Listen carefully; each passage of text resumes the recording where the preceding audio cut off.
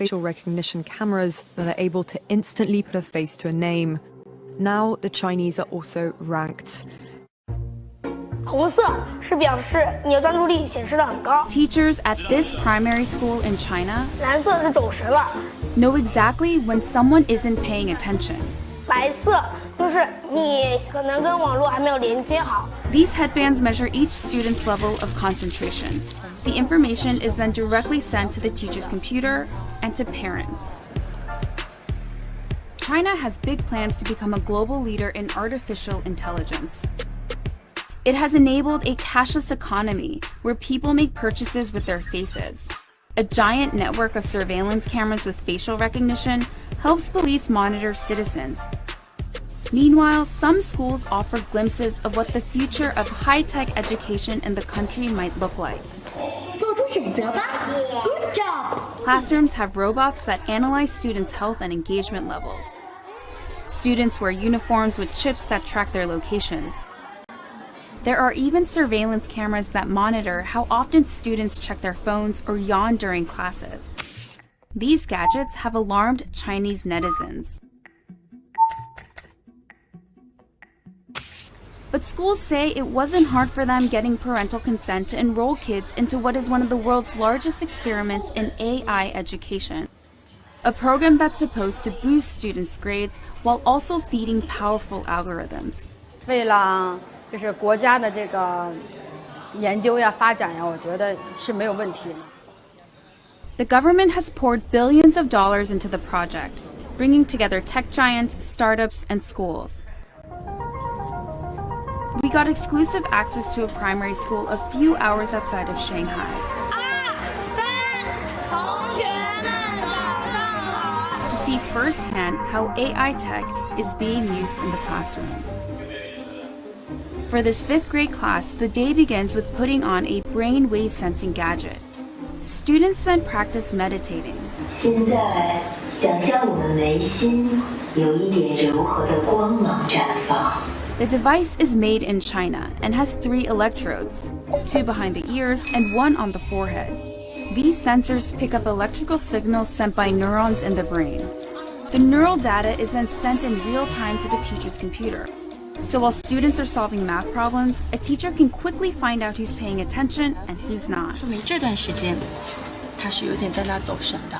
A report is then generated that shows how well the class was paying attention. It even details each student's concentration level at 10-minute intervals.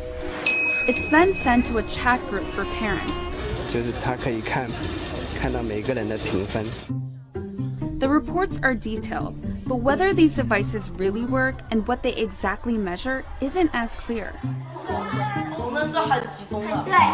We were curious if the headbands could actually measure concentration, so one of our reporters tried on the device. 但我没有感觉自己特别集中。This is a new technology with still fairly little research behind it. Theodore Zanto is a neuroscientist at the University of California, San Francisco. He was surprised to learn that this tech, called electroencephalography, also known as EEG, is being used in the classroom on children. It's usually used by doctors in hospitals and labs.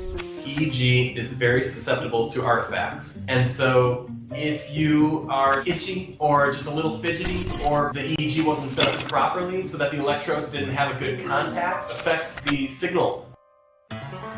Despite the chances for false readings, teachers told us the headbands have forced students to become more disciplined. 上课回答我的问题，就是他们的声音会比平常更响亮。 Teachers say the students now pay better attention during class, and that has made them study harder and achieve higher scores. 上课认真听讲，作业做的基本上是全对的。 But not all students are as enthusiastic. 就是自己感觉是脑筋，我感觉这里有个紧的。 This 5th grader, whom we caught dozing off in class, told us his parents punish him for low attention scores. And that kind of data adds a new kind of pressure for students.